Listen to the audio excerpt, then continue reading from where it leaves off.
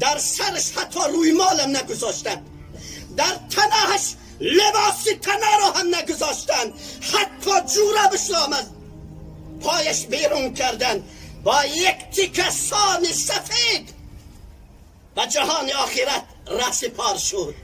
ای خواجه چرا از این جهان بخبری؟ ای خواجه چرا از این جهان بخبری؟ روزان و شبان در طلب سیم و زرین، پیراهن تو از این جهان یک کفن است. این هم به گمانه که بری یا نبری. خانش ماند، کاشانش ماند، شوهرش ماند، فرزنداش ماند، همه سیم و زر، طلاها و نقره ها ماند. با یک سان سفید به جهان آخرت عزیزان دل رسپار شد.